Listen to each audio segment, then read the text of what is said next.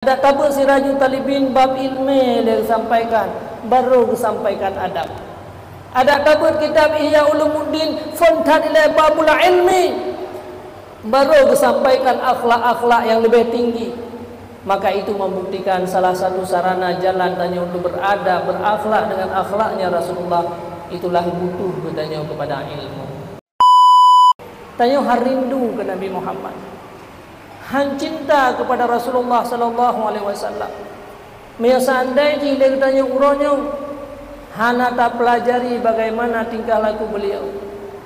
Manusia yang hidup di atas muka bumi ini, dia tidak akan pernah berakhlak dan beradab dengan yang baik sebagaimana dianjurkan oleh Rasulullah sallallahu alaihi wasallam. Kalau seandainya dia tidak memiliki ilmu, baik pegah-pegah urang kata akhlak mihana ilmu, baik pegah-pegah urang kata akai mia tanpa adanya ilmu. Karena ilmu itu merupakan sarana atau jalan agar manusia mempunyai adab-adab yang mulia. Nadum-nadum na kalimat-kalimat bagdayau padahal mena ilmu dan tapi cukup buat adab, itu tidak, saudaraku sekalian. Karena ilmunya yang disimpan, yang beramanah, yang paling besar oleh Rasulullah sallallahu alaihi wasallam. Menyangkutannya tak baca kitab-kitab tasawuf, nya lagi kitab Sirajul Talibin, kita baca kitab Ihya Ulumuddin yang seluruh isi-isi kitabnya mengajarkan tentang akhlak-akhlak manusia. Yang semua kitab-kitab yang dikarang oleh Imam Al-Ghazali mengajarkan dalam tasawufnya bagaimana adab-adab katanya, adab wateka dengan waktu, adab dengan manusia, adab dengan Allah. Tapi semua kitab-kitab itu didahulukan dengan kata-kata ilmu. Itu apa artinya, wahai saudaraku sekalian? Ada tabur Sirajul Talibin bab ilmi dia sampaikan, baru sampaikan adab.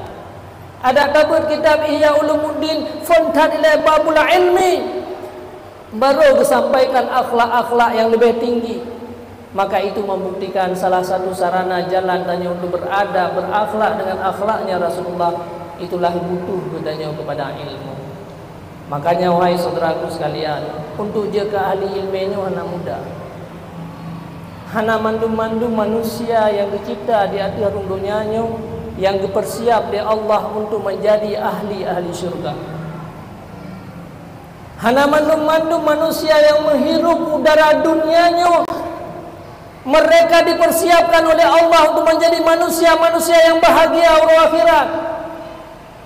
Yang pertama sekali memang iman dalam dada dayo, yang mentang dukna kelompok yang keluar daripada iman.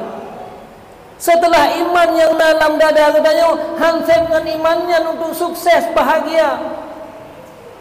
Hansep dengan imannya katanya untuk menjadi manusia-manusia yang selamat di akhirat. Ladongna yang kepumadangan iman mentang dari bawaan mereka.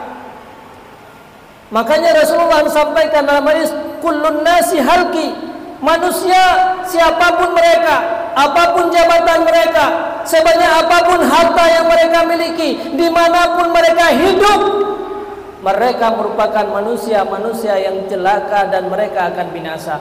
Illal mu'minin, tubit sabok kelompok yang urung-urung beriman.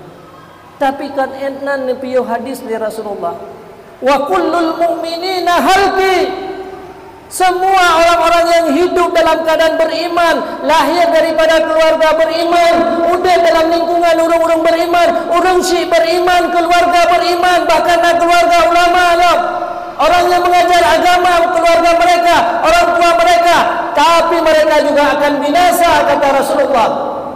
Illal alimin, kecuali orang-orang yang dikaruniakan ilmu oleh Allah Subhanahu wa ta'ala.